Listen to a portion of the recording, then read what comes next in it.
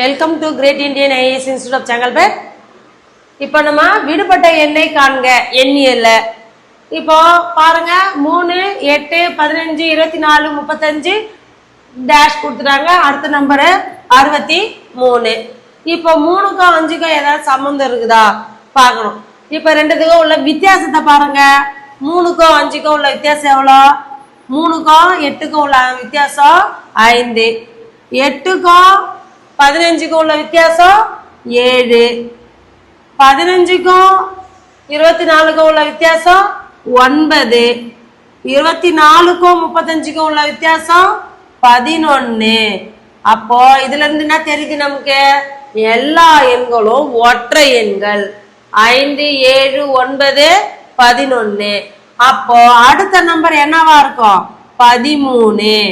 அப்போ 35 கூட 13 கூட்டினா நமக்கு அந்த நம்பர் கிடைச்சிடும் 48.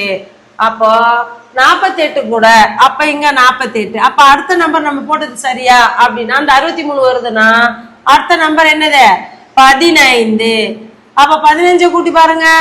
48ல 15 கூட்டினாக்கா 13, 63. அப்ப நம்ம போட்ட ஆன்சரு கரெக்டு.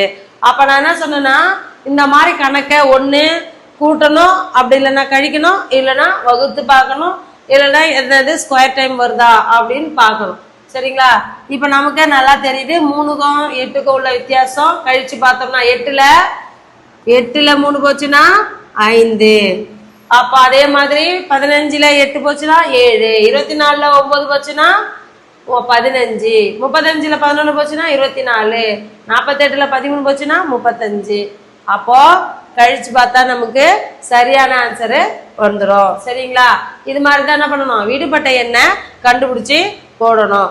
சரிங்களா?